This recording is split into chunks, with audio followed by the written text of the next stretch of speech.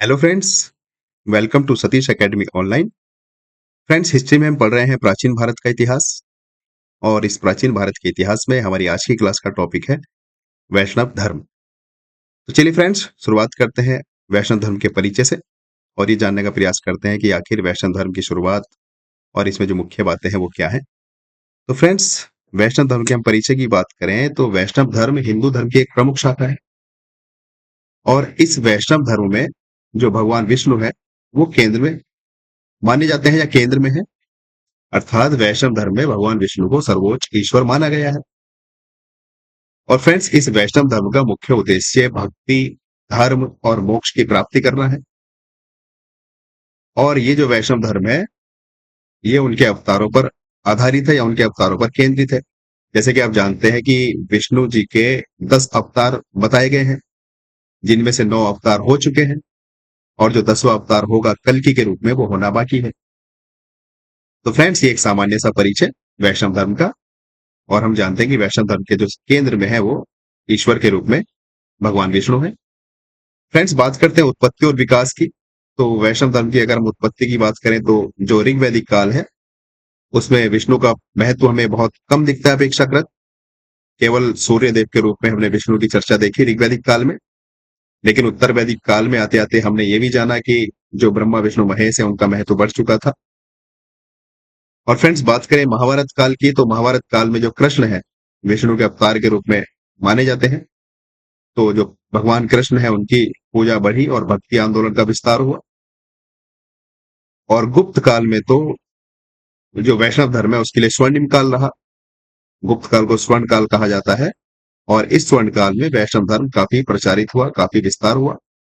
और जो गुप्त काल के शासक हुए उन्होंने बढ़ चढ़कर वैष्णव धर्म को स्वीकारना और मानना शुरू किया।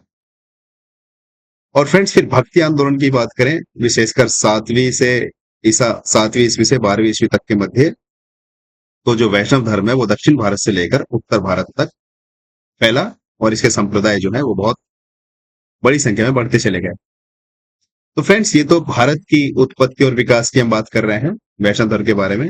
लेकिन वैष्णव धर्म केवल भारत में ही प्रचलित नहीं था, हमें विदेश में प्रचलित होने के भी साक्ष्य मिले हैं।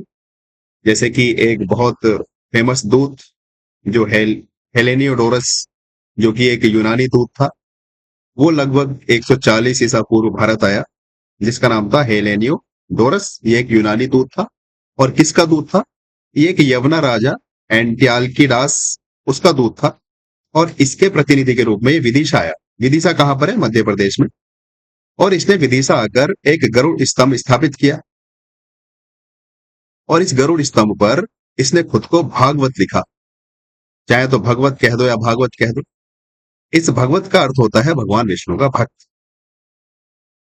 और फ्रेंड्स, जैसे कि मैंने बताया इसका समय 140 ईसा पूर्व।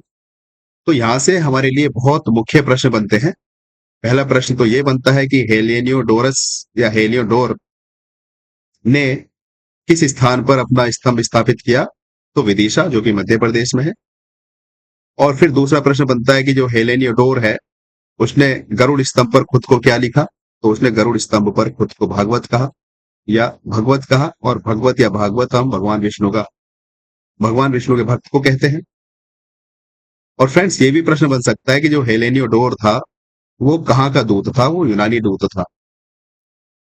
तो फ्रेंड्स, कहने का तात्पर्य इतना है कि जो वैष्णव धर्म है वो हमारे भारत में ही नहीं बल्कि विदेशों में भी प्रचलित था। तो ये जो हेलियोडोर हमारे देश में आया विदिशा में, इसका महत्व ये रहा कि इसने जो स्तंभ स्थापित किया विदिशा में वो यह बताता है कि जो वैष्णव धर्म है वो विदेशियों ने भी अपनाया होगा।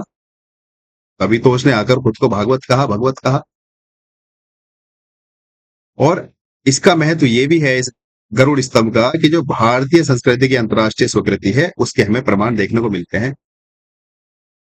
तो फ्रेंड्स, ये वैष्णव धर्म की प्रचलित कहानियां जो हमने पढ़ी, जो ऐतिहासिक रूप से स्वर्णिम अक्षरों में दर्ज है। अब बात करते हैं वैष्णव धर्म के प्रमुख संप्रदायों की। तो देखो, वैष्णव धर्म के बहुत सारे प्रमुख संप्रदाय हैं। उनमें से मुख्य संप्रदाय आपके सामने है। जैसे कि स्त्री संप्रदाय। और स्त्री संप्रदाय में जो रामानुज जैसे व्यक्ति हमें देखने को मिलते हैं, व्यक्तित्व, और इस रामानुज ने एक विशिष्ट अद्वैत दर्शन की शुरुआत की। देखो ये विशिष्ट अद्वैत क्या है, जैसे हमने कल अद्वैतवाद समझा था, जो शंकराचार्य हैं उनका अद्वैतवाद था। वो ये कहते हैं कि आत्मा और ब्रह्म अलग अलग नहीं है, सब कुछ ब्रह्म ही है, अहम ब्रह्मास्मि। और वो कहते हैं कि ब्रह्म सत्यम जगत मिथ्या, अर्थात केवल ब्रह्म सत्य है, जगत मिथ्या है, आत्मा भी मिथ्या है, सब कुछ माया का खेल चल रहा है। जैसे ही हमारा हमारा आंखों के सामने से या हमारी बुद्धि से माया का पर्दा हटता है, तो हम स्वयं यही कह देते हैं कि अहम ब्रह्मास्मि, अर्थात मैं ही ब्रह्म हूं। तो ये अद्वैतवाद जो शंकराचार्य ने उसने कहा। लेकिन जो विशिष्ट अद्वैतवाद है, ये भी अद्वैतवाद वाद को मानता है, लेकिन एक विशिष्ट रूप में मानता है। इसका मत यह है कि जो ईश्वर है, इस ईश्वर के दो अंश होते हैं, एक तो चित होता है और एक अचित होता है। चित और अचित, इस चित को रामानुज ने जीव कहा और इस अचित को रामानुज ने कहा जड़। तो फ्रेंड्स, रामानुज का ये कहना है कि है तो अद्वैत, लेकिन एक विशिष्ट तरह का अद्वैत है। ईश्वर है, ईश्वर के दो अंश है, एक चित और एक अचित। तो ये जो चित और अचित है, इसमें परिवर्तन होता रहता है, लेकिन ईश्वर में परिवर्तन नहीं होता। ये चित और अचित ईश्वर के अंग हैं, और ईश्वर के अंगों में परिवर्तन होता रहता है, अर्थात जीव में और जड़ में। लेकिन जो ईश्वर है उसमें परिवर्तन नहीं होता है। और ये चित और अचित का भेद हमें तब तक रहता है जब तक हमें ज्ञान प्राप्त नहीं होता। और जैसे ही हमें ज्ञान प्राप्त हो जाता है, हम कह देते हैं कि सब कुछ ईश्वर ही है। इसलिए रामानुज का जो विशेष दर्शन है, उसने विशिष्ट अद्वैतवाद की धारणा को दिया। तो फ्रेंड्स, हमें इतना समझना है कि जो प्रमुख संप्रदाय हैं वैष्णव धर्म के, उसमें पहला संप्रदाय श्री संप्रदाय है। इसके जो मुख्य दार्शनिक है वो रामानुजाचार्य, और जो शंकराचार्य हैं वो भी इसमें जोड़ सकते हैं। उन्होंने अद्वैतवाद दिया। तो इनका जो प्रमुख दर्शन है रामानुज का, वो विशिष्टाद्वैत है। कभी कभी प्रश्न में डायरेक्ट प्रश्न आता है, ये जो संप्रदाय है इनके नाम दे दिए जाते हैं, और फिर इन संप्रदाय के जो मुख्य दार्शनिक हैं उनके नाम दे दिए जाते हैं, और फिर उन्होंने कौन सा दर्शन दिया उसके नाम दे दिए जाते हैं। जैसे कि निम्बार्क संप्रदाय संप्रदाय है वैष्णव धर्म में, इनकी एक महत्वपूर्ण दार्शनिक कहानी है, या महत्वपूर्ण दार्शनिक सिद्धांत है, वो है अद्वैत अद्वैत, द्वैताद्वैत। और ये द्वैताद्वैत राधा कृष्ण की उपासना से संबंधित है। उसी प्रकार जो विष्णु स्वामी संप्रदाय है, वो शुद्ध अद्वैत के दर्शन की बात करता है। और जो वल्लभ संप्रदाय है, वो वल्लभ संप्रदाय भी शुद्ध अद्वैत दर्शन की बात करता है, जो कि श्रीनाथ जी कृष्ण की पूजा करते हैं। और फ्रेंड्स, एक और संप्रदाय है जिसका नाम है गौड़ीय संप्रदाय। ये गौड़ीय संप्रदाय चैतन्य महाप्रभु द्वारा स्थापित किया गया, और ये भी राधा कृष्ण की भक्ति पर आधारित है। तो फ्रेंड्स, ये वैष्णव धर्म के कुछ मुख्य संप्रदाय मैंने आपके सामने रखे। और फ्रेंड्स, मैं आज ये सोच रहा था कि आपसे एक तरह का प्रश्न और बन सकता है, और वो प्रश्न बन सकता है जो हमारे षड दर्शन है।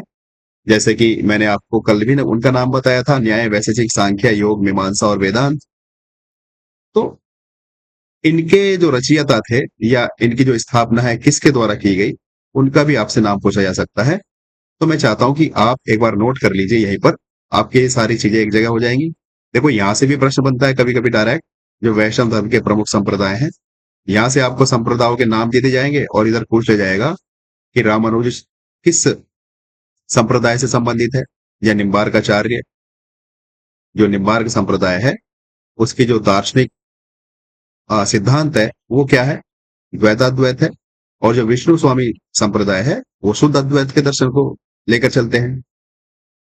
तो मैं आपसे ये कहना चाहता हूं, जो हमारे षड दर्शन हैं, उन षड दर्शन को आप यहीं पर नोट कर लीजिए। बस उनकी जो रचना है वो किसने करी, अर्थात उनके जो प्रवर्तक हैं कौन है, ये आपको एक छोटी सी जानकारी में देना चाहता हूं। तो देखो, मैं यहीं पर लिख दे रहा हूं, हमारे जो षड दर्शन है, आप हेडिंग डाल दीजिए, षड दर्शन एवं उनके प्रवर्तक। तो देखो, पहला षड दर्शन हमारे सामने है न्याय, न्याय दर्शन।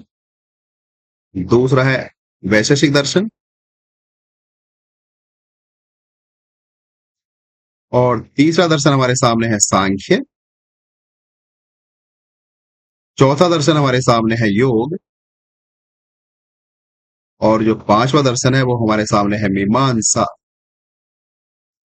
मीमांसा दर्शन। और जो छठा दर्शन है वो हमारे सामने है वेदांत। तो फ्रेंड्स, ये सब दर्शन है। और बात करें इनके प्रवर्तक की, तो देखो, इनके प्रवर्तक मैं आपके सामने लिख देता हूं। देखो जो न्याय है, न्याय के प्रवर्तक है महर्षि गौतम। मैं महर्षि नहीं लिख रहा क्योंकि आगे जगह कम है, आप इनका पूरा नाम लिखिए महर्षि गौतम। तो जो न्याय दर्शन है उसके प्रवर्तक महर्षि गौतम है, और जो वैशेषिक दर्शन है उसके प्रवर्तक महर्षि कणाद है। जो सांख्य दर्शन है, सांख्य दर्शन के जो प्रवर्तक है वो महर्षि कपिल है। और जो योग दर्शन है इनको हम भली भांति जानते हैं, जो पतंजलि है, महर्षि पतंजलि, वो योग दर्शन के प्रवर्तक हैं। और जो मीमांसा है, मीमांसा के जो प्रवर्तक है वो महर्षि जैमिनी है। और जो वेदांत दर्शन है, इस वेदांत दर्शन के जो प्रवर्तक माने जाते हैं वो बादरायण माने जाते हैं, बादरायण। तो फ्रेंड्स, ये बहुत ही इंपॉर्टेंट जानकारी मैंने आपको दी है। ये जो हमारे षट दर्शन है, भारतीय परंपरा के षट दर्शन कहलाते हैं, न्याय, वैशेषिक, सांख्य, योग, मीमांसा और वेदांत। तो इनके जो प्रवर्तक है वो कौन कौन है, आपसे एग्जाम में किसी न किसी तरह से पूछ लिए जाते हैं। जैसे कि न्याय दर्शन के प्रवर्तक गौतम, वैशेषिक के कणाद, सांख्य के कपिल, योग के पतंजलि, मीमांसा के जैमिनी और वेदांत के बादरायण। चूंकि ये जो हमने वैष्णव धर्म के संप्रदाय पढ़े हैं, ये वैष्णव धर्म के संप्रदाय भी इसी में आ जाते हैं, क्योंकि जो वेदांत है, इस वेदांत में हमारे वैष्णव दर्शन के जो संप्रदाय है वो आ जाते हैं। इस वैष्णव दर्शन की जो हम, इसमें जो वैष्णव है, वैष्णव धर्म, ये वेदांत दर्शन में ही आ जाता है लगभग। और इस वेदांत दर्शन में ही हम शंकराचार्य जी को पढ़ते हैं। इस वेदांत दर्शन में हम रामानुज को पढ़ते हैं, मध्वाचार्य को पढ़ते हैं, निम्बार्काचार्य को पढ़ते हैं, वल्लभाचार्य को पढ़ते हैं। तो इसलिए मैंने सोचा कि आपको जो षट दर्शन है उनकी जानकारी दी जानी चाहिए। तो फ्रेंड्स, ये जो हमारा वैष्णव धर्म है ये वेदांत दर्शन का ही हिस्सा है। तो आपको क्या याद रखना है, जो षट दर्शन है उनके प्रवर्तक जैसे ही मैंने आपके सामने लिख दिए हैं, न्याय के गौतम है, वैशेषिक के कणाद, सांख्य के कपिल, योग के पतंजलि, मीमांसा के जैमिनी और वेदांत के बादरायण। और ये जो वेदांता है, इस वेदांता में जो हमारे वैष्णव संप्रदाय है वो आते हैं। और ये वैष्णव संप्रदाय आपको याद करने हैं। ये टोटल मैंने आपको 5 दिए हैं, बहुत ही मुख्य आपकी प्रश्न परीक्षा की दृष्टि से। जैसे कि श्री संप्रदाय, इसमें रामानुज, और रामानुज का जो मुख्य सिद्धांत है वो विशिष्ट अद्वैत है। जैसे कि निम्बार का संप्रदाय, इसमें द्वैत अद्वैत दर्शन मुख्य है, जो कि राधा कृष्ण की उपासना पर आधारित है। और जो तीसरा संप्रदाय है वो विष्णु स्वामी संप्रदाय, जो शुद्ध अद्वैत दर्शन पर आधारित है। चौथा संप्रदाय वल्लभ संप्रदाय, जो कि शुद्ध अद्वैत पर ही आधारित है और श्रीनाथ जी अर्थात कृष्ण जी की पूजा करता है। और जो हमारे पास पांचवा संप्रदाय है वो गौड़ीय संप्रदाय है, जिसकी स्थापना चैतन्य महाप्रभु ने की। और ये जो गौड़ीय संप्रदाय है ये भी राधा कृष्ण की भक्ति में लीन रहता है। तो ये आपको मैंने एक बहुत ही महत्वपूर्ण जानकारी दी, आपकी एग्जाम की दृष्टि से आपको याद रखना बहुत जरूरी है। चलिए फ्रेंड्स, बात करते हैं हम जो प्रमुख अवतार हैं विष्णु के, उनके बारे में। देखो फ्रेंड्स, अगर आपने नोट कर लिया हो तो मैं इसको इरेज कर लेता हूं, क्योंकि थोड़ी सी जगह कम रहेगी हमारे पास। तो अगर आपने नोट नहीं करा है तो मैं एक बार यहाँ पर थोड़ा सा पीछे चलता हूँ। देखो, आप इसको एक बार नोट कर लीजिए, वीडियो यहीं पे पॉज करके। ठीक है, आपने नोट कर लिया होगा तो मैं इसको थोड़ा इरेज कर देता हूँ, ताकि जो हमारे पास है थोड़ी जगह बन जाए। चलिए फ्रेंड्स, देखो हम बात कर रहे हैं जो विष्णु जी हैं उनके 10 अवतारों की अवधारणा है। तो वो 10 अवतार कौन कौन से हैं उनके बारे में थोड़ा सा जानकारी ले लेते हैं। देखो, विष्णु जी के जो 10 अवतार हैं उनमें पहला जो प्रमुख अवतार है वो मत्स्य अवतार है। एक सेकेंड गाइस। हम्म तो जो पहला अवतार है वो मत्स्य अवतार है, फिर कुर्म, फिर वराह अवतार, फिर नरसिंह अवतार, फिर वामन अवतार, और फिर परशुराम अवतार, फिर 7वें नंबर पर राम अवतार, 8वें नंबर पर कृष्ण अवतार, और जो 9वें नंबर पे बुद्ध है, बुद्ध को भी विष्णु के 9वें अवतार माना गया है। और जो 10वें नंबर पर अवतार होगा वो कल्कि का होगा विष्णु जी के रूप में, जो अभी हुआ नहीं है, ये अभी होना बाकी है, अर्थात होगा। अभी हुआ नहीं है, होगा ये, जो कल की अवतार है विष्णु के 10वें अवतार के रूप में माने गए। तो फ्रेंड्स, जो विष्णु के 9वें अवतार है बुद्ध, इसमें काफी आपत्ति जो बुद्धिस्ट है वो दर्ज करते हैं कि जो बुद्ध है वो विष्णु के 9वें अवतार नहीं है। लेकिन जो वैष्णव धर्म है, उस वैष्णव धर्म में जो महात्मा बुद्ध है, बौद्ध धर्म है, जो महात्मा बुद्ध है उनको विष्णु के 9वें अवतार कहा गया है। लेकिन जो बुद्धिस्ट लोग हैं वो इसका विरोध करते हैं कि ऐसा नहीं है। खैर, जो भी हो, ये वैष्णव धर्म के अकॉर्डिंग मैंने आपको बताया। और फ्रेंड्स, इन जो 10 अवतारों में सबसे महत्वपूर्ण जो विशेष रूप है वो राम और कृष्ण का देखने को मिलता है।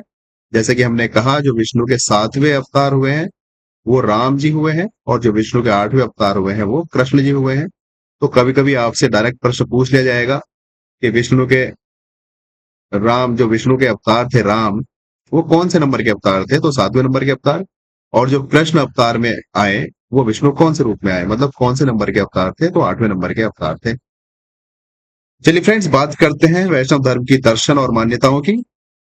तो देखो, जैसे मैंने आपको शुरुआत में ही बताया कि जो वैष्णव दर्शन है वो भक्ति मार्ग, अवतारवाद और मोक्ष की प्राप्ति पर आधारित है। तो जो भक्ति मार्ग है वैष्णव धर्म का, वो उसमें भक्ति मार्ग बताया गया है मोक्ष प्राप्ति के लिए, और मोक्ष का साधन भक्ति है, ये कहा गया है। देखो, अगर आपको जानकारी नहीं है तो मैं आपको जानकारी देना चाहता हूं कि मोक्ष के पूरे दर्शन में, आप कोई सा भी दर्शन पढ़ लीजिए, मोक्ष के 3 मार्ग बताए जाते हैं। अगर अगर कोई व्यक्ति ये पूछे कि भाई मुझे मोक्ष प्राप्त करना है तो कौन कौन से मार्ग से मोक्ष प्राप्त कर सकता हूं, तो इस मोक्ष के 3 मार्ग बताए गए हैं पूरे दर्शन में। देखो, कुछ दर्शनों में भक्ति मार्ग बताया गया है कि भाई आप भक्ति में लीन हो जाइए, आपको मोक्ष मिल जाएगा। जैसे कि वैष्णव धर्म है, ये पूरा भक्ति मार्ग पर आधारित है। और दूसरा मार्ग बताया गया है कर्म मार्ग। आप अपने नियत के साथ, सच्ची भावना के साथ, अच्छी श्रद्धा के साथ, बिना किसी द्वेष राग के साथ आप अपने कर्म करते रहिए। तो ये कर्म मार्ग है, आप कर्म मार्ग पर चलकर भी मोक्ष प्राप्त कर सकते हैं। और तीसरा मार्ग है ज्ञान मार्ग। ये ज्ञान मार्ग क्या है? ये ज्ञान मार्ग है कि जैसे शंकराचार्य जी को हुआ, जैसे बुद्ध को हुआ, जैसे भगवान महावीर को हुआ, जिनको ये पता चल गया कि सब कुछ अन्य, मतलब सब क्या है, अज्ञानता में जी रहे हैं हम लोग। ज्ञान क्या है? ज्ञान सत्य है। सत्य क्या है? कि सब कुछ ईश्वर है। जैसे बुद्ध की बात करें तो बुद्ध ने कहा क्षणिकवाद सब कुछ क्षण भर के लिए है। बुद्ध ने प्रतीत्य समुत्पाद का सिद्धांत दिया, कार्य कारण का सिद्धांत दिया। उसी प्रकार हम बात करें महावीर स्वामी की जैन धर्म में, उन्होंने स्यादवाद का सिद्धांत दिया कि प्रत्येक वस्तु का ज्ञान दृष्टिकोण सापेक्ष होता है। उसी प्रकार जो अद्वैतवादी हैं, जैसे कि शंकराचार्य की बात करें, उन्होंने अहम ब्रह्मास्मि का सिद्धांत दिया कि सब कुछ ब्रह्म ही है। और जो रामानुज है, उन्होंने विशिष्ट अद्वैत का सिद्धांत दिया कि है तो अद्वैत, लेकिन जो ईश्वर है उसके 2 अंश है, एक अंश जीव है, दूसरा दूसरा अंश जड़ है, जिसको चित और अचित कहा। तो ये ज्ञान है। जब आपको ऐसा ज्ञान हो जाए और आपके दिमाग में हमेशा एक ही बात रहे कि सब कुछ एक परम सत्ता है, जिसको आप ब्रह्म कह दो, ईश्वर कह दो, कुछ भी कह दो, तो वो ज्ञान होता है। और ये ज्ञान रातों रात नहीं हो सकता। इसके लिए कड़ी तपस्या, कड़ा ध्यान करना पड़ता है, एक वैराग्य लाना पड़ता है, तब ये ज्ञान प्राप्त होता है। इसको बोलते हैं ज्ञान मार्ग। तो फ्रेंड्स, मोक्ष प्राप्ति के लिए 3 मार्ग बताए गए हैं। भक्ति मार्ग, और ये जो भक्ति मार्ग है सबसे आसान बताया गया है। उसके बाद कर्म मार्ग, भक्ति मार्ग से कुछ कठिन, और सबसे अंत में है ज्ञान मार्ग, सबसे कठिन माना गया है। तो ये 3 मार्ग मोक्ष प्राप्ति के बताए गए। और जो वैष्णव धर्म है, वैष्णव धर्म में भक्ति मार्ग को मोक्ष का साधन बताया, या मोक्ष का सबसे अच्छा रास्ता बताया। और फ्रेंड्स, वैष्णव धर्म की जो मान्यता है वो ये है कि जो विष्णु है, भगवान विष्णु, वो अवतार लेते रहते हैं और समय समय पर अवतार लेते हैं, ताकि जो धरती पर पाप बढ़ेगा जब जब, तब तब किसी न किसी रूप में जो विष्णु है वो अवतार लेते रहेंगे। जैसे कि हम भागवत गीता में भी पढ़ते हैं, यदा यदा ही धर्मस्य ग्लानिर्भवतु भारतम। इसका अर्थ हुआ कि जब जब धरती पर पापियों का बोझ पड़ेगा, तब तब भगवान किसी न किसी रूप में अवतार लेकर इस धरती पर आते रहेंगे, ताकि पापियों का विनाश कर सके। तो फ्रेंड्स, जो तीसरी मान्यता है वैष्णव धर्म की, वो अहिंसा, धर्म और सदाचार की है। और ये 3 मूल सिद्धांत है वैष्णव धर्म के, अहिंसा, धर्म और सदाचार। चलिए फ्रेंड्स, आगे बढ़ते हैं। जैसा हमने कल भी पढ़ा था शैव धर्म में कि कुछ प्रमुख कवि या संत हुए दक्षिण भारत में, जिनको हमने नैनार कहा था शैव धर्म में। उसी तरह से वैष्णव धर्म में भी कुछ प्रमुख संत हुए दक्षिण भारत में, और उन प्रमुख संतों को क्या कहा गया? अलवार कहा गया। ये अलवार दक्षिण भारत के कवि संत थे जो वैष्णव धर्म से संबंधित थे। और मैं अगर आपको बात करूं, इनकी कुल संख्या 12 थी। चलिए, आगे कहीं होगा जरूर। तो देखो, सबसे पहले समझते कि अलवार कहते किसे थे। तो देखो फ्रेंड्स, वैसे तो दक्षिण भारत मैंने लिखा, और दक्षिण भारत में भी मुख्यतः ये तमिल के संत थे। अलवर जो थे इनसे डायरेक्ट आपसे प्रश्न बनता है, अलवार कौन थे? तो वैष्णव धर्म के जो दक्षिण दक्षिण भारत के जो संत हुआ करते थे, उनको कहा जाता था अलवार।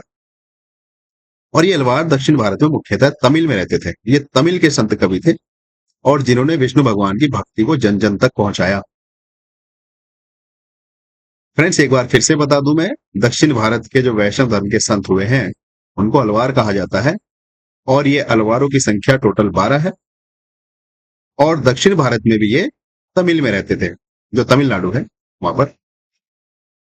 अर्थात ये तमिल संत थे और तमिलनाडु में रहते थे, मुख्यतः तमिलनाडु में रहते थे। चलिए फ्रेंड्स, मैंने आपको बताया इनकी जो कुल संख्या थी तो 12 थी, अर्थात टोटल 12 अलवार माने जाते हैं। और इन 12 अलवारों में एक जो प्रमुख संत थी, जो महिला के रूप में थी, वो थी अंडाल। डायरेक्ट प्रश्न बनता है कि जो अलवार संत हैं उनमें महिला अलवार कौन है? तो अंडाल है। और फ्रेंड्स, ये जो 12 अलवार हुए हैं दक्षिण भारत में, जो वैष्णव धर्म से संबंधित हैं, इनकी जो रचनाएं हैं उनको नालायिर दिव्य प्रबंधम में संग्रहित किया गया है। नालायिर दिव्य प्रबंधन।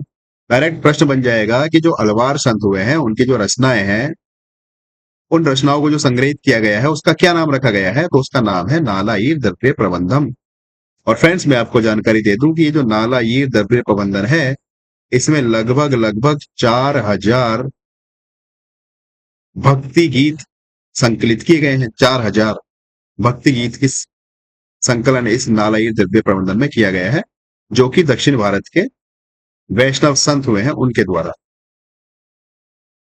तो फ्रेंड्स, बहुत ही इंपॉर्टेंट टॉपिक हमारा है दक्षिण भारत से संबंधित। वैष्णव धर्म से रिलेटेड जो संत हुए हैं वो अलवार कहलाए और इनकी संख्या 12 है। ये मुख्यतः तमिलनाडु में रहते थे। और इन 12 अलवारों में एक महिला संत भी थी जिनका नाम आंडाल था। और ये जो अलवार संत हुए हैं, इनकी रचना जो संग्रहित की गई है उसका नाम था नालायिर दिव्य प्रबंधम। और इस दिव्य प्रबंधन में लगभग लगभग 4000 भक्ति गीतों का संकलन मिलता है।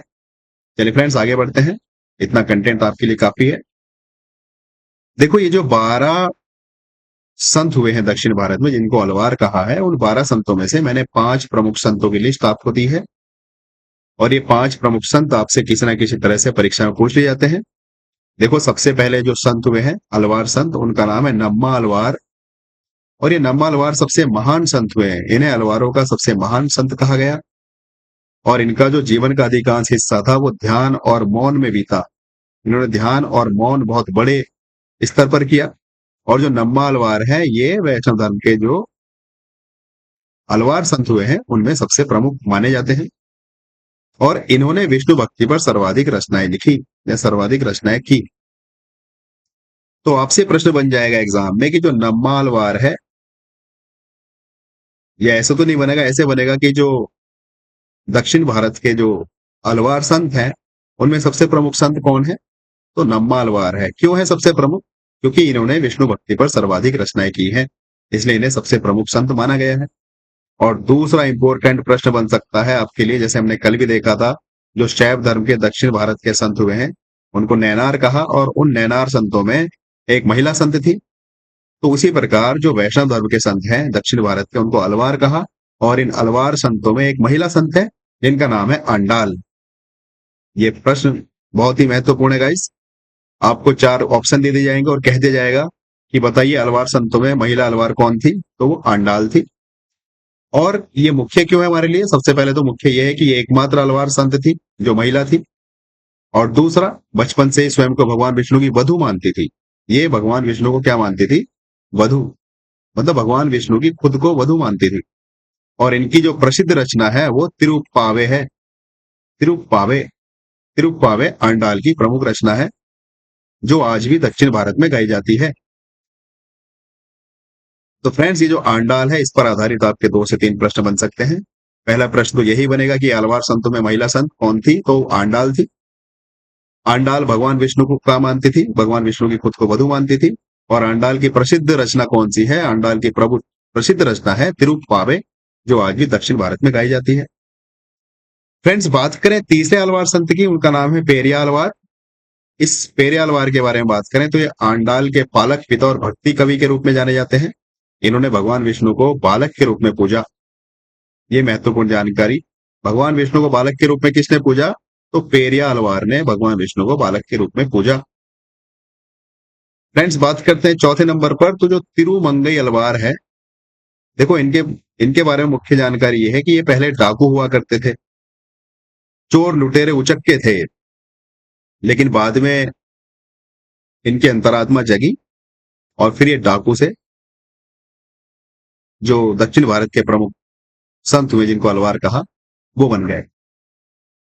तो देखो इनके बारे में पहला पॉइंट यही है कि ये पहले एक योद्धा और डाकू थे, मतलब चोरी लुटेरी करते थे, लेकिन बाद में महान संत बने, भक्त बने। और इन्होंने, जो ये तिरुमंगई अलवार है, इन्होंने 86 दिव्य देशों का दौरा किया और उनकी महिमा गाई। 86 दिव्य देशों का क्या मतलब हुआ? अर्थात ऐसे 86 देशों का दौरा किया जो पवित्र स्थलों में से माने गए, और फिर उन 86 दिव्य स्थलों का इन्होंने प्रचार प्रसार किया और उन पर आधारित उनकी महिमा का वर्णन किया। तो फ्रेंड्स, आपसे प्रश्न पूछा जा सकता है कि प्रारंभ में ऐसा कौन सा अलवार संत था जो डाकू था, जो योद्धा था? योद्धा और डाकू था मुख्यतः, मतलब पावर होगी, शक्ति होगी इसके पास, बाहुबली होगा, लेकिन लूटपाट करता था। लेकिन बाद में इसकी अंतरात्मा ऐसी जगी कि महान संत बन गया। जैसे एक और कहानी हमने सुनी है, जो अंगुलीमाल था, जो बाद में महर्षि वाल्मीकि बने, जो लूटपाट करता था, लोगों को मारकर उनकी उंगली काट के माला में डाल लेता था, और उसके जीवन का मकसद था कि मैं 100 उंगलियों की माला बनाऊंगा और गले में टांगूंगा। 99 लोगों को मार चुका था। 10वें नंबर पर उसके सामने कौन आए? 10वें नंबर पर उसके सामने महात्मा बुद्ध आए, और महात्मा बुद्ध को उसने पकड़ लिया मारने के लिए कि आज तो मेरी सेंचुरी पूरी हो जाएगी। भगवान बुद्ध भी शांत भाव से उसके सामने खड़े रहे, उसकी जो भावनाएं थी, मनोदशा थी, उसको समझा, और बुद्ध समझ गया कि आज ये मुझे मारने के मूड में है, तो बुद्ध ठहरे। बुद्ध ने अंगुलीमाल से पूछा कि भाई ठीक है, मार लेना, पर एक बात का जवाब दो, ये जो तुम लूटपाट करते हो, चोरी चकारी करते हो, ये किसके लिए करते हो, क्यों करते हो? तो अंगुलीमाल ने बताया कि मैं अपने परिवार के लिए करता हूं, अपने बच्चों के लिए करता हूं। बुद्ध ने कहा कि आप इतना गलत काम करके अपनी रोजी रोटी कमा रहे हो, और बच्चों के लिए कमा रहे हो, परिवार के लिए कमा रहे हो, आपको इन कर्मों का फल मिलेगा, और फल बुरा मिलेगा, क्योंकि आप बुरा काम करके कमा रहे हो। तो क्या आपके जो परिवार वाले हैं, आपके जो बच्चे हैं, जब आपको इन कर्मों का गलत फल मिलेगा, आपके परिवार वाले आपका साथ देंगे, उस कर्म फल को भुगतेंगे? तो अंगुलीमाल बोलता, क्यों नहीं भुगतेंगे? मेरा परिवार है, मेरी वाइफ है, मेरे बच्चे हैं, मेरे दुख में काम नहीं आएंगे तो किसके दुख में काम आएंगे? और मैं उन्हीं के लिए तो कमा रहा हूं। बुद्ध ने कहा, अच्छा भाई, जब तू गलत कर्म तो तू कर रहा है, और तुझे लगता है कि तेरे बीवी, तेरे बच्चे तेरे गलत कर्म में तेरा साथ देंगे, अर्थात जो तुझे सजा मिलेगी, उस सजा को आधा आधा कर दिया जाएगा? बोलता है, बिल्कुल। तो बुद्ध ने कहा, एक बार अपने घर वालों से पूछ के आओ कि क्या जब तुझे सजा मिलेगी तेरे गलत कर्मों की, जो तेरे परिवार वाले हैं, जो तेरे बच्चे हैं, तेरी पत्नी है, क्या वो तेरा साथ देंगे? तो अंगुली माल, मोटी बुद्धि, कहने लगा, अच्छा आप मुझे घर भेजना चाहते हो और खुद भाग जाओगे? बुद्ध ने कहा, नहीं, हम भागेंगे नहीं, आप चाहो तो हमें रस्सी से पेड़ से बांध के जाओ, कस के बांध के जाओ। रस्सी भी आपके पास ना हो तो रस्सी ये रही लो हमारे पास, दोहरी रस्सी कर दो, तिहरी कर दो, चौहरी कर दो, एक रस्सी में आपका मन ना भरे तो 4 रस्सी में बांध दो, हम यहीं पर बंधे रहेंगे जब तक आप लौट कर नहीं आओगे। आप तसल्ली करके आराम से घर से पूछ के आओ कि जब आपको गलत कर्मों की सजा मिलेगी तो आपके घर वाले आपका साथ देंगे या नहीं देंगे? तो अंगली माल को कुछ विश्वास हुआ बुद्ध पर, और वो बुद्ध को पेड़ से बांध के ऐसा बोलते हैं कि चले गए। बुद्ध के साथ उनके कुछ शिष्य भी थे। घर गए, अपनी पत्नी से पूछा कि देखो, मैं आपके लिए दिन रात चोरी चकारी करता हूँ, लूटपाट करता हूँ, लोगों को मारता हूँ, ताकि आपका पेट भरे, हमारा घर परिवार चलता रहे। तो जब मुझे इन कर्मों की सजा मिलेगी, क्या आप मेरा साथ दोगे, मेरी सजा में भागीदार होंगे? तो उन्होंने छूटते ही मना कर दिया, हम क्यों होंगे, गलत काम आप कर रहे हो, आपकी सजा हम क्यों भुगतेंगे? यही जवाब अंगुलीमाल की पत्नी ने दिया, यही जवाब अंगुलीमाल के बच्चों ने दिया। तो इसको बोलते हैं ज्ञान प्राप्त होना। उसी समय अंगुलीमाल की आंखें खुली, तुरंत दौड़ा दौड़ा जंगल आया जहां पर उसने बुद्ध को बांध कर रख रखा था पेड़ से, और आते ही पेड़ से जो बांध कर रख रखा था बुद्ध को, उनको खोला और उनके पैरों में गिर गया कि प्रभु बचाइए। आज से मेरी आंखें खुल गई है और मुझे अपनी शरण में लीजिए। मैंने जो अब तक पाप कर दिए हैं उनका मैं कैसे प्रायश्चित करूं और आगे मुझे क्या करना है, प्लीज मार्गदर्शन दीजिए। तो फ्रेंड्स, वो उंगली माल बाद में आपको पता है महर्षि वाल्मीकि के नाम से प्रसिद्ध हुए। और महर्षि वाल्मीकि के नाम को कौन नहीं जानता, जिन्होंने भगवान राम का भविष्य पहले ही रामायण में लिख दिया था, इनके जीवन में क्या क्या होगा। तो इसको बोलते हैं ज्ञान प्राप्त। फिर उन्होंने इतना साधना, इतना योग, इतना ध्यान लगाया कि उनको अपना ही भविष्य नहीं, जो खुद भगवान राम है, विष्णु के 7वें अवतार, उनका भविष्य उन्होंने पहले ही देख लिया और रामायण में पहले ही लिख दिया। तो बताइए, इसको बोलते हैं कि जब ज्ञान प्राप्त होता है वो तुरंत हो जाता है, जब इंसान की आंखें खुलनी होती हैं तो फ्रेंड्स, ये बात मैं आपको इसलिए बता रहा हूं कि ये जो हमारे पास चौथे नंबर के अलवार संत हैं, जिनका नाम है तिरुमंगई, ये भी एक डाकू थे। डाकू से शायद इनकी भी ऐसे ही किसी ने आंख खोली होगी, जैसे भगवान बुद्ध ने अंगुलीमाल की खोली थी। तो ये फिर वैष्णव धर्म, मतलब वैष्णव धर्म इन्होंने अपनाया, और जो दक्षिण भारत के महान संतों में इनकी गिनती होती है, तिरुमंगई अलवार। और फिर इन्होंने 86 दिव्य देशों पर अपना भ्रमण किया और फिर उनकी महिमा का जन जन तक गान किया। फ्रेंड्स, बात करें पांचवें अलवार संत की, तो पांचवें अलवार संत हुए हैं कुलशेखर अलवार। ये कुलशेखर अलवार चेर वंश के राजा थे। बाद में ये विष्णु भक्ति में लीन हो गए। आपसे प्रश्न बन जाएगा कि कुलशेखर अलवार किस वंश के राजा थे। तो ये चेर वंश के राजा थे। और इनकी खास बात ये रही कि इन्होंने रामायण और महाभारत की घटनाओं पर आधारित कई भक्ति गीत लिखे, कुलशेखर अलवार ने। तो फ्रेंड्स, ये दक्षिण भारत से संबंधित जो अलवार संत थे उनके संबंध में मैंने कुछ आपको मुख्य जानकारी दी, जहां से आपके प्रश्न बनते रहते हैं। अब बात करते हैं वैष्णव धर्म के प्रमुख ग्रंथों की। तो देखो, प्रमुख ग्रंथ आपके सामने है। भागवत पुराण वैष्णव का जो धर्म है उसका बहुत ही मुख्य ये ग्रंथ है। उसके बाद विष्णु पुराण, और उसके बाद महाभारत का जो भागवत गीता का भाग है वो, ये सभी हमारे सामने जो वैष्णव धर्म है उनके मुख्य और प्रमुख ग्रंथ हैं। अब फ्रेंड्स, बात करते हैं कला एवं स्थापत्य की। तो देखो, कला और स्थापत्य के क्षेत्र में भी जो वैष्णव धर्म है वो काफी अग्रणी रहा है, और उसका प्रभाव हमें काफी अच्छा देखने को मिलता है। बहुत बड़े बड़े भव्य मंदिर हमें वैष्णव धर्म से संबंधित देखने को मिलते हैं। कौन कौन से हैं, जैसे कि आपके सामने है जगन्नाथ मंदिर जो पुरी में है, और विष्णु मंदिर जो देवगढ़ में है, और जो विट्ठल मंदिर है जो हम्पी में है, और श्री रंगम मंदिर जो तमिलनाडु में है। तो फ्रेंड्स, ये कला और स्थापत्य के क्षेत्र में हमें वैष्णव धर्म का प्रचार प्रसार और जो उसकी अचीवमेंट है वो देखने को मिलती है। और ये आपका एक होमवर्क है कि आपको अब ये चेक करना है कि ये इनकी विशेषताएं क्या हैं जगन्नाथ मंदिर की। जैसे कि जगन्नाथ मंदिर में आपको पता है अभी भी जो रथ खींचा जाता है वो जगन्नाथ मंदिर के आधार पर उसका एक महत्वपूर्ण ऐतिहासिक परिदृश्य है। उसी प्रकार विष्णु मंदिर देवगढ़ में है, विट्ठल मंदिर हम्पी में है, और श्री रंगम मंदिर तमिलनाडु में है। तो आप इनके बारे में थोड़ा थोड़ा रिसर्च करिए। हालांकि मैंने आपको कंप्लीट जानकारी दे दी है वैष्णव धर्म के बारे में। और फ्रेंड्स, अंत में सबसे लास्ट टॉपिक हमारा वैष्णव धर्म से संबंधित है, और वो है कि ऐतिहासिक महत्व क्या है वैष्णव धर्म का। तो देखो, ऐतिहासिक महत्व ये है कि जो गुप्त काल है वो वैष्णव धर्म के लिए एकदम स्वर्ग युग रहा, क्योंकि इस समय वैष्णव धर्म का प्रचलन बहुत व्यापक रूप से हुआ। व्यापक रूप से क्यों हुआ? क्योंकि जो गुप्त काल के शासक थे, चाहे आप उनको शासक कहो चाहे आप उनको राजा कहो, उन्होंने बड़ी संख्या में वैष्णव धर्म को स्वीकारना शुरू किया, और वैष्णव धर्म का फिर काफी प्रचार प्रसार हुआ। तो ये ऐतिहासिक महत्व गुप्त काल में वैष्णव धर्म का स्वर्ग युग कहा जाता है। यहाँ से डायरेक्ट प्रश्न बन सकता है कि वैष्णव धर्म के लिए कौन सा काल स्वर्ण युग रहा? तो गुप्त काल रहा। और फ्रेंड्स, उसके बाद जो भक्ति आंदोलन है उसने भी समाज में समानता और एकता का संदेश दिया। और जैसे कि हमने जाना कि 7वीं ईस्वी से लेकर 12वीं ईस्वी तक, या 7वीं ईस्वी और 12वीं ईस्वी के मध्य हमने भक्ति काल का प्रचार प्रसार देखा। तो इस भक्ति काल ने समाज में समानता और एकता का संदेश दिया। तो फ्रेंड्स, ये वैष्णव धर्म से संबंधित आपको मैंने महत्वपूर्ण जानकारियां दी, जो हमारी एग्जाम की दृष्टि से बहुत मुख्य थी। चलिए अब देखते हैं कि वैष्णव धर्म पर आधारित हमारे कौन कौन से प्रश्न बन सकते हैं, और उन प्रश्नों को हम सॉल्व करने का प्रयास करते हैं।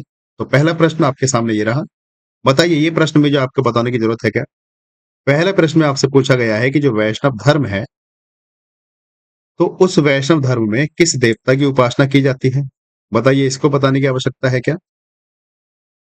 शिव तो शैव धर्म में पूजे जाते हैं, तो वैष्णव धर्म में जो उपासना की जाती है, वो भगवान विष्णु की जाती है। चलिए प्रश्न नंबर 2 देखते हैं। प्रश्न नंबर 2 में हमसे पूछा गया है कि वैष्णव धर्म के प्रमुख ग्रंथों में से एक है। बताइए कौन सा प्रमुख ग्रंथ है वैष्णव धर्म का? तो विष्णु पुराण, शिव पुराण तो शैव धर्म का हुआ और ये लिंग पुराण भी शायद शैव धर्म का हुआ। तो हमें तो बताना है जो वैष्णव धर्म है, इस वैष्णव धर्म का प्रमुख ग्रंथ क्या है? विष्णु पुराण है, विष्णु पुराण। चलिए फ्रेंड्स, प्रश्न नंबर 3 देखते हैं। विष्णु के कितने अवतार प्रमुख माने गए हैं? तो मैंने आपको इसको डिटेल में बताया कि जो विष्णु के हैं 10 अवतार प्रमुख माने गए हैं और इनमें जो 10वां अवतार है जिसका नाम है कल्कि, इस कल्कि अवतार का अभी होना बाकी है। ये अवतार अभी हुआ नहीं है, विष्णु ने अभी ये अवतार लिया नहीं है, लेकिन ऐसा सुनने में आता है कि जब कलयुग बढ़ जाएगा तब विष्णु जी कल्कि अवतार के रूप में इस धरती पर आएंगे। प्रश्न नंबर 4 की बात करते हैं। प्रश्न नंबर 4 में हमसे पूछा गया है कि वैष्णव धर्म में भक्ति का सबसे महत्वपूर्ण रूप है। बताइए क्या है सबसे महत्वपूर्ण रूप?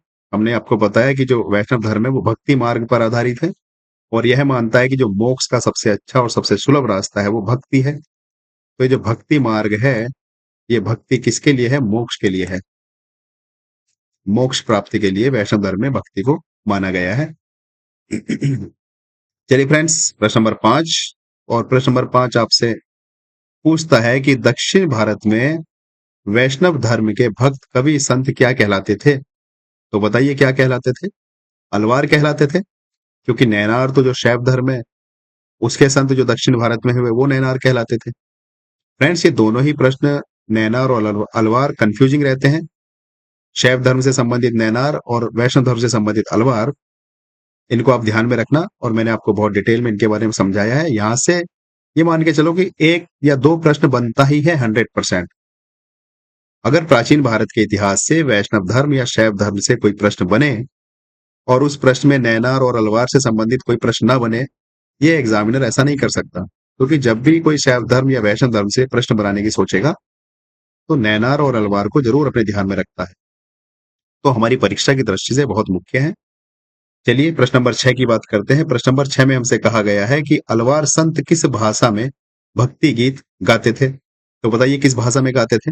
भाई वो संत जो थे अलवार, वो दक्षिण भारत के थे और दक्षिण भारत में भी मैंने आपको बताया तमिलनाडु से थे, तो इसलिए वो तमिल भाषा में भक्ति गीत गाते थे। प्रश्न नंबर 7, प्रश्न नंबर 7 में कहा गया कुल कितने अलवार संत माने गए? तो बताइए कुल कितने अलवार संत माने गए? तो कुल अलवार संत माने गए 12, मैंने आपको बताया। और जो नैनार संत थे, कल हमने देखा वो कुल कितने माने गए? 63, लेकिन जो अलवार संत थे उनकी संख्या 12। और प्रश्न नंबर 8 बहुत ही मुख्य, एकमात्र महिला अलवार संत कौन थी? मैंने आपको बहुत ही डिटेल में बताया, आंडाल। और ये जो है ये नैनार संत थी। तो इसमें आप कंफ्यूज मत हो जाना अलवार में और नैनार में। अंडाल संत थी जो अलवार संत है वैष्णव धर्म से संबंधित दक्षिण भारत में। प्रश्न नंबर 9 की ओर चलते हैं फ्रेंड्स। प्रश्न नंबर 9 में हमसे पूछा है कि अलवार संतों की रचनाओं का संग्रह क्या कहलाया? तो बताइए क्या कहलाया? इसके बारे में मैंने आपको बहुत डिटेल में समझाया। जो अलवार संत है उनकी रचनाओं का संग्रह कहलाया नालाईर द्रव्य प्रबंधम। और इस नालाईर द्रव्य प्रबंधन में लगभग लगभग 4000 भक्ति गीतों का संकलन मिलता है। बताइए फ्रेंड्स, ये किसको नहीं बात समझ में आई? चलिए प्रश्न नंबर 10 को देखते हैं। प्रश्न नंबर 10 में हमसे पूछा गया है कि जो आंडाल की प्रसिद्ध रचना है वो कौन सी थी? तो मैंने आपको बताया जो आंडाल की प्रसिद्ध रचना थी वो तिरुप्पावे। जो आंडाल एकमात्र महिला संत थी उनकी प्रमुख रचना तिरुप्पावे थी। प्रश्न नंबर 11 हमसे पूछा है कि कौन सा अलवार ध्यान और मौन साधना के लिए प्रसिद्ध थे? तो कौन से अलवार थे ज्ञान और ध्यान के लिए? जो नम्मा अलवार है, ऑप्शन नंबर सी। फ्रेंड्स, प्रश्न नंबर 12 की बात करें तो प्रश्न नंबर 12 में कहा कुलशेखर अलवार किस वंश के राजा थे? तो बताइए कुलशेखर अलवार किस वंश के राजा थे? मैंने आपको डिटेल में बताया ये चेर वंश के राजा थे। प्रश्न नंबर 13 पूछा गया है कि तिरुमंगई अलवार का जीवन पूर्व में कैसा था? जो तिरुमंगई अलवार थे वो पूर्व में क्या थे? इस पर मैंने आपको बहुत लंबी कहानी बताई, महात्मा बुद्ध और अंगुलीमाल की, तो आप समझ गए होंगे। वो पूर्व में डाकू थे, तिरुमंगलवार। प्रश्न नंबर 14 की ओर चलते हैं। प्रश्न नंबर 14 आपके सामने ये रहा, और इसमें हमसे पूछा है कि पेरियालवार किसके पालक पिता थे? तो बताइए किसके पालक पिता थे पेरियालवार? ये अंडाल के पालक पिता थे, ऑप्शन नंबर सी, जो अंडाल महिला संत थी। प्रश्न नंबर 15 बहुत ही मुख्य हमारी एग्जाम की दृष्टि से, जो हेलेनियोडोरस था, जिसको कहीं कहीं हेलेनियोडोर भी कहते हैं, कहीं कहीं हेलेनियोडोरस भी कहते हैं, तो हेलेनियोडोरस किस देश से भारत आया? बताइए किस देश से भारत आया? यूनान से आया, इसको ग्रीस भी बोलते हैं। तो प्रश्न नंबर 15 का उत्तर हो गया ऑप्शन नंबर बी। चलिए प्रश्न नंबर 16 की ओर चलते हैं। जो हेलेनियोडोरस था, वो किस राजा का दूत था? तो बताइए किस राजा का दूत था हेलेनियोडोरस? तो ये एंटियाल्किडास, एक राजा था, यूनानी राजा, उसका दूत था, उसके प्रतिनिधि के रूप में भारत आया। और भारत में कहाँ आया? भारत में विदिशा आया। और विदिशा कहाँ है?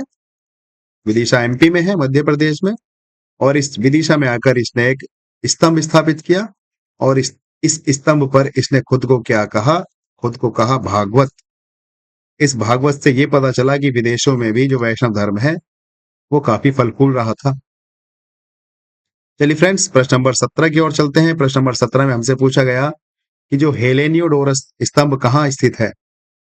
तो बताइए कहाँ स्थित है? अभी तो मैंने आपको बताया विदिशा में, एमपी में, जहां के शिवराज सिंह चौहान सांसद हैं, एमपी के पूर्व मुख्यमंत्री, अभी वर्तमान में कृषि मंत्री भी हैं। चलिए प्रश्न नंबर 18 की ओर चलते हैं। प्रश्न नंबर 18 में हमसे पूछा गया कि हेलेनियोडोरस ने स्वयं को क्या कहा? तो भागवत अर्थात भगवत कहा। और इस भगवत का क्या अर्थ हुआ? भगवान विष्णु का भक्त। प्रश्न नंबर 19, वैष्णव धर्म के दर्शन में कौन सा विचार प्रमुख है? तो बताइए फ्रेंड्स कौन सा विचार प्रमुख है वैष्णव धर्म के दर्शन में? देखो अद्वैत, ये भी प्रमुख है, शंकराचार्य का विचार है। शुद्ध अद्वैत, ये भी प्रमुख है। और विशिष्टाद्वैत, ये भी प्रमुख है, रामानुजन ने दिया। तो हम कह देंगे कि ये उपयुक्त सार है, अर्थात सभी। तो हमारा इसका उत्तर हो जाएगा ऑप्शन नंबर डी। जो वैष्णव धर्म है उसके दर्शन में ये तीनों विचार प्रसिद्ध हैं, अद्वैतवाद भी, शुद्ध अद्वैतवाद भी और विशिष्ट अद्वैतवाद भी। और मैं आपको बता दूं, ये जो तीनों विचारधाराएं हैं और जो पीछे और भी है, जैसे कि द्वैतवाद है, शुद्ध अद्वैतवाद है, ये आत्मा और ब्रह्म के संबंध में है। भाई अद्वैतवाद का मतलब हुआ कि आत्मा और ब्रह्म एक ही है, शुद्ध अद्वैतवाद भी, और विशिष्ट अद्वैतवाद मैंने आपको बताया। तो ये जो तीनों विचारधाराएं हैं और भी जो पीछे विचारधाराएं हमने पढ़ी हैं, वो ये बताता है कि जो आत्मा है और जो परम सत्ता है, ब्रह्म जिसको बोलते हैं कहीं कहीं, चाहे उसको ब्रह्म कह दो चाहे ईश्वर कह दो, इनके संबंध आपस में दर्शाता है ये, कि भाई ये अलग अलग हैं या एक हैं, और अगर अलग अलग हैं तो क्या क्या नाम है। उसके संदर्भ में ये बातें की जाती हैं, अद्वैतवाद, विशेष अद्वैतवाद, द्वैतवाद, ये सारी चीजें। तो चलिए फ्रेंड्स, आज का हमारा प्रश्न, लास्ट प्रश्न, क्वेश्चन नंबर 20, और क्वेश्चन नंबर लास्ट तो नहीं है शायद, हाँ हमने 30 प्रश्न लिए टोटल।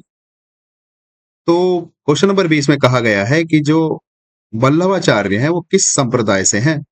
तो बताइए वल्लभाचार्य किस संप्रदाय से हैं? तो इनके नाम में वल्लभाचार्य वल्लभ संप्रदाय से हैं। गौड़ीय संप्रदाय से तो आपने सुना। चलो आगे कोई प्रश्न आएगा तो आगे बात करेंगे। आ ही गया, देखो प्रश्न नंबर 21। प्रश्न नंबर 21 में हमसे कहा गया है कि जो चैतन्य महाप्रभु किस भक्ति संप्रदाय के प्रवर्तक हैं? चैतन्य महाप्रभु किस भक्ति संप्रदाय के प्रवर्तक थे? तो ये गौड़ीय संप्रदाय के प्रवर्तक थे। चलिए प्रश्न नंबर 22 देखते हैं। और प्रश्न नंबर 22 में हमसे कहा विशिष्ट अद्वैत दर्शन के प्रवर्तक कौन थे? तो बताइए, मैंने इसके बारे में आपको थोड़ा सा समझाया भी था। रामानुजाचार्य, इन्होंने ईश्वर के दो अंश माने, ये ईश्वर है। इन्होंने कहा ईश्वर के दो अंश होते हैं, कौन कौन से होते हैं? एक होता है चित्त और एक होता है अचित।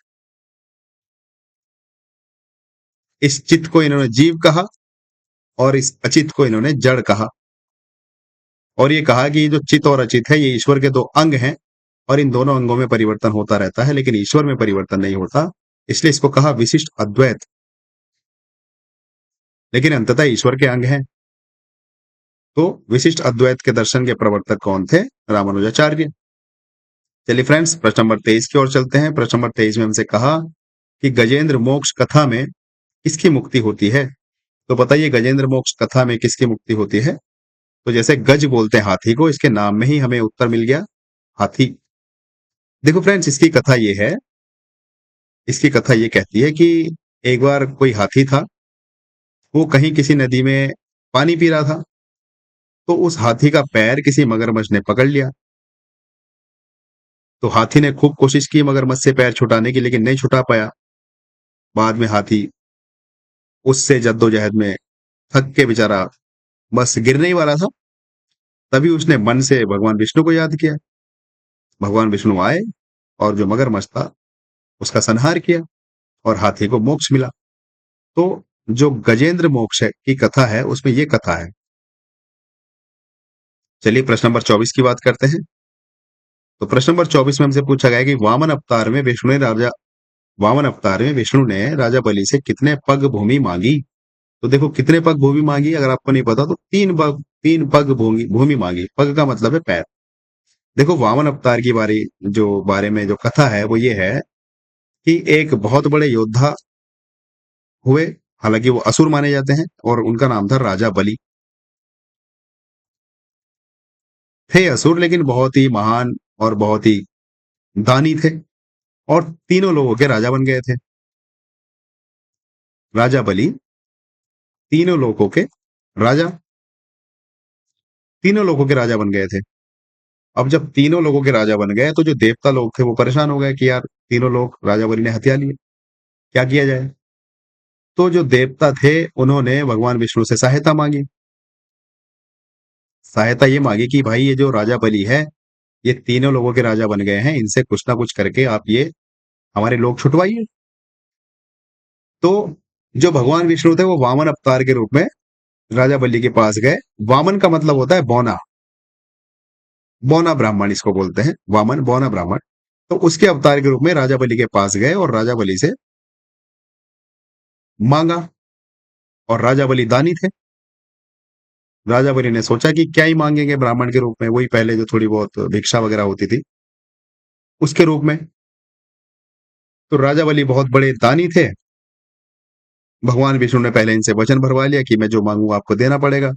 राजा बलि ने सोचा मेरे पास किस चीज की कमी है, मैं तो खुद तीनों लोगों का मालिक हूं। तो राजा बलि ने कहा बोलिए क्या चाहिए। तो भगवान विष्णु ने कहा कि मुझे 3 गज 3 पग जमीन चाहिए। राजा बलि ने कहा ठीक है, नाप लो अपने 3 पग। कौन सी बड़ी बात कर दी आपने, 3 पग नापो। तो ऐसी कथा है, जब भगवान विष्णु ने पहला पग नापा तो उसमें पूरी पृथ्वी को नाप लिया। पहले पग में पूरी पृथ्वी नाप दी भगवान विष्णु ने। और दूसरे पग में पूरा आकाश नाप दिया। तो ऐसा कहते हैं कि जब पृथ्वी और आकाश भगवान विष्णु ने नाप दिया, अब राजा बलि के पास कुछ नहीं बचा देने के लिए।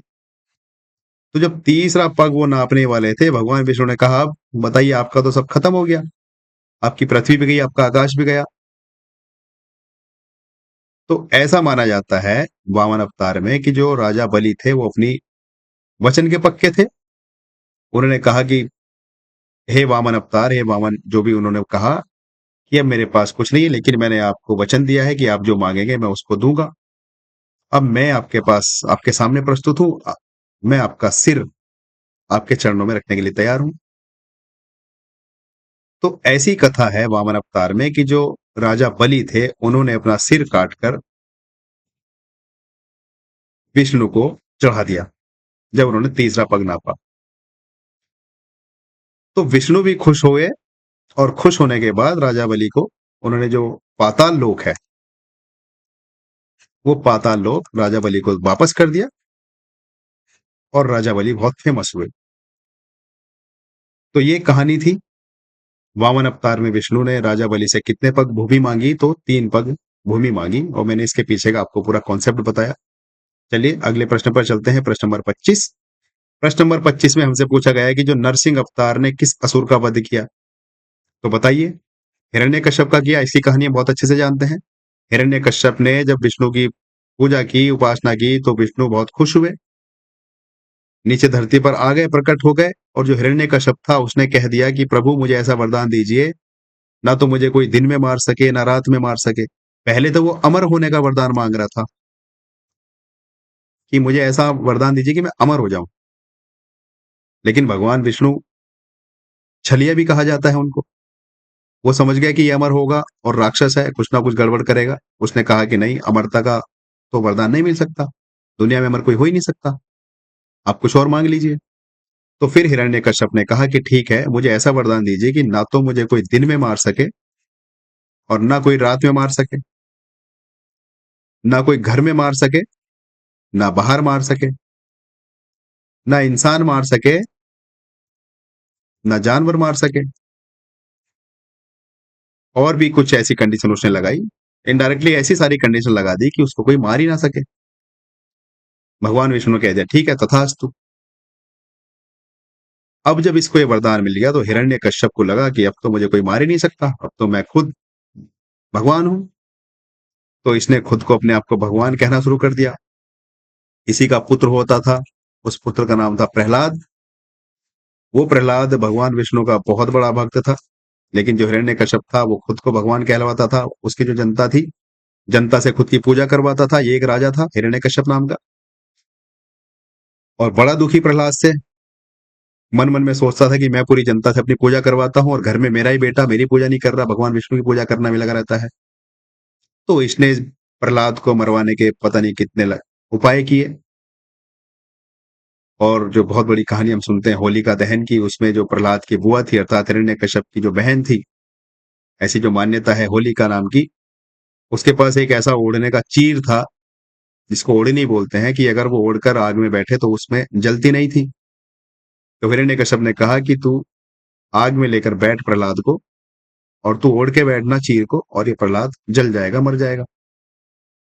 तो होलिका जब अपना चीर ओढ़कर आग में बैठी, तो ऐसे ही कुछ उस समय चमत्कार हुआ कि जो उसका जो ओढ़नी थी वो लिपट कर, उड़कर प्रहलाद पर लिपट गई, प्रहलाद बच गया और होलिका मर गई। तब से होलिका दहन मनाया जाता है, ऐसी मान्यता है वैष्णव धर्म में।